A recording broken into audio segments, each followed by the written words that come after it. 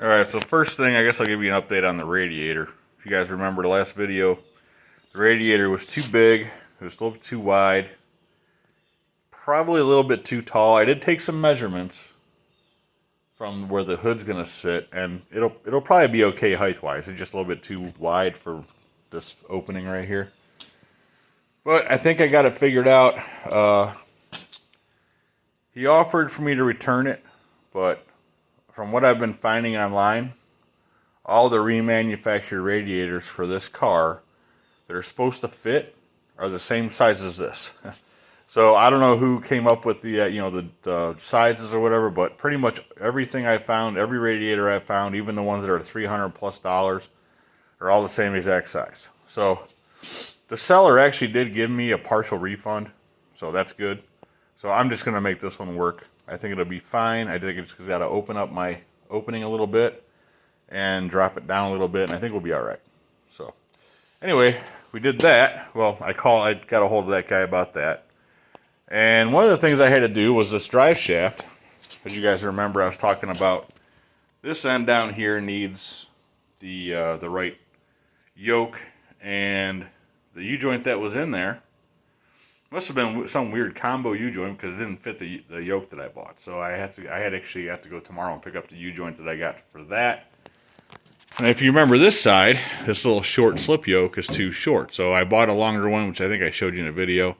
I got all the rings, so the snap rings out of there for this one. And we're going to be changing that out. I figured I'd do them both at the same time. So I didn't do anything with that other than take that U-joint out of the bottom. And I'll show you the U-joint too. Another thing, we didn't put the intake and carb on yet because I wanted to get this installed. Now, you can see what we did right there, and it's actually kind of mocked. It's bolted in there, but I can kind of give you a look. It's pretty... Welding that was a pain in the butt because of how thin the firewall is. But we got her in there. It took a lot of cleaning up, and it's just right now, like I said, it's just kind of... It's not permanent yet. I still have to take that back off. I want to smooth that out around there a little bit more, clean it up so I can paint it and make it look nice. But that's where that's going to go.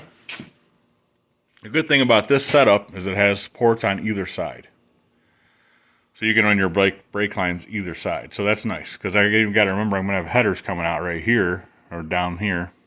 And I don't want the heat coming right up into the brake lines, obviously. So I'm not sure how I'm going to run them yet. But also... While he was here working on that piece, he made that piece. Actually, we used the plasma cutter over there. You can't really see it, but he used that to cut all the pieces, and that thing worked great.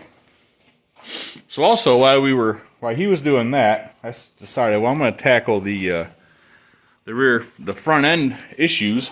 As you guys remember, there was an issue where this spindle goes onto here. There's a kingpin, of course, that goes in here, holds it all together. And there's supposed to be a thrust bearing, and it goes down at the bottom here, in between that bottom of that spindle and right here. And it was missing. So I got all the measurements off of the kingpin and all, everything else that I think I need. And I went ahead and took all the brake rotors off. As you can see, I greased all the bearings, got them all packed with grease. This one's just kind of chilling out right now. I don't want to get stuff in it, so I covered it. But I'm waiting on...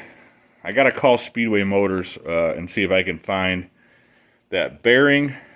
And also, I want to see if I can find the caliper brackets that are supposed to bolt to those holes there. So I'm going to call them probably after this weekend, because we're going to be we're going camping for the weekend, so we won't be around really. I might try to call them Friday, depending on how busy I am. And then on the other side, I cleaned up the brake rotors. As you guys might have noticed, they were pretty rusty. So I cleaned all the rust off of them.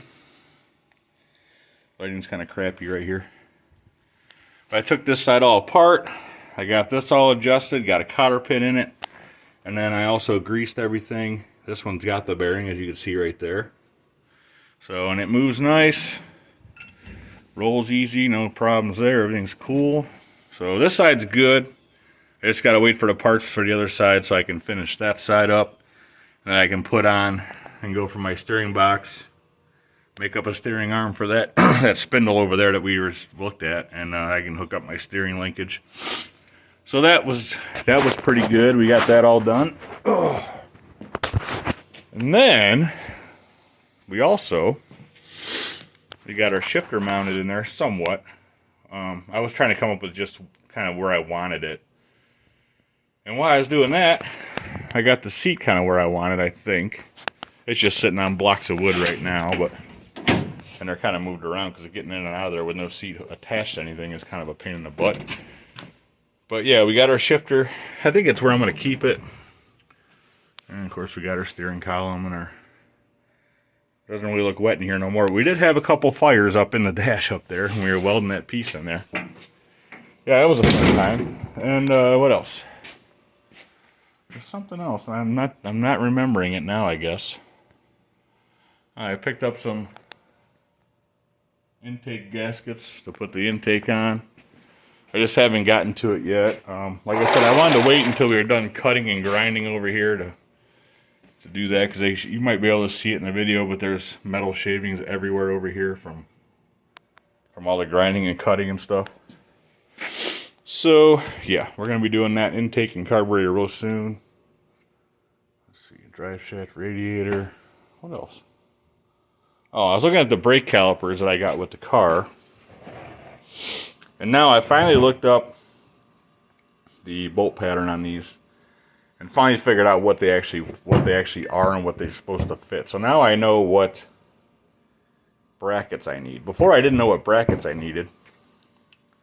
So now after measuring and doing that, I know what I need to get. I just hope Speedway still has them, because I don't think they use these anymore. They use a more expensive Brembo setup on a lot of them, it seems like.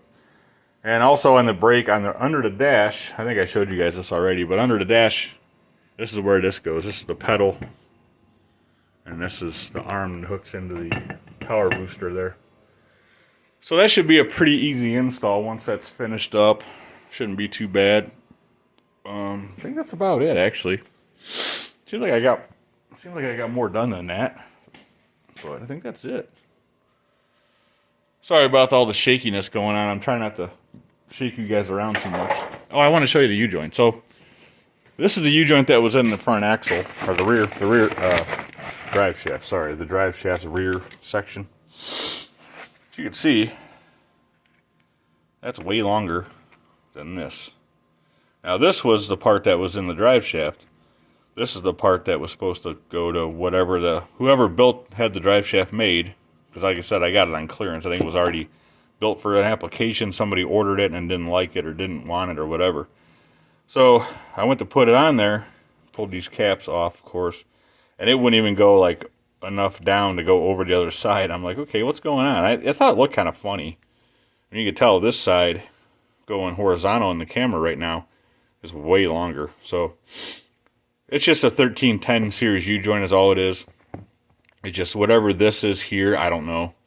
The caps look to be all the same diameter, so I have no idea what this was for, but I had to take it out of there.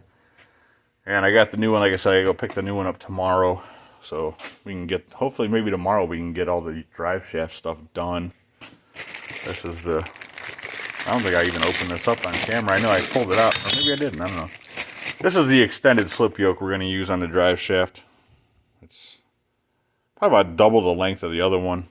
Close. It's supposed to be 8 inches, but I think it's 8 inches from the center of this hole to the end. So this is probably like 6 inches, 6.5. So, yeah. So, as you can see, how long that is. This is what it's supposed to be. Because you have you got your little inset where your clips go in. So, yeah, it's got to clear all that. So it might look like it would fit, but it don't. That's the longer side that don't fit nothing. So, anyways, guys, that's what I got. So, I figured I'd just show you. We've been working on it. Like I said, couldn't really take much video. I wish I could have took more, some. But when it's hectic and you got more than one person here and you're trying to, I didn't really think about it that much some of the time. But so we'll get some video. I gotta take this all back off over here. Clean up around there with the smooth it out, because there are some grinding marks in the paint and in the firewall. I want to smooth it out a little bit so when I paint it doesn't look like crap. And then we'll bolt it up. We'll get everything bolted up inside, hopefully. And then maybe I'll run some brake lines. I got to get brackets and everything for the front brakes. But I'd like to get this whole front end stuff just done and out of the way. You know, seems like I've been working on it forever. So, but I am also all the way almost up to the rear end. Once the drive shaft's done, then I can start working on the rear axle too, which doesn't need a lot, just some brake work. And I'm gonna take the cover off it, see what's got inside as far as posi unit or not. It's supposed to have a posi unit in it. It's supposed to be like 411 gears, I think, or 410s. So we'll pull the cover off. I want to clean it out, put new oil in it, put new, of course, new brake stuff on the back. And I might go ahead and just yank the axle out of there and clean it up because it's kind of rusty. So we might pull it out, clean it up real good, and put it back in, depending on what kind of, I mean, obviously I have time, but depending on the help, because I can't do that all by myself, I don't think. So anyways, guys, if you haven't subscribed yet, go ahead and do that. Give me a thumbs up, of course. And we'll see you on the next video. Thanks for watching, guys. We'll see you on the next video for sure.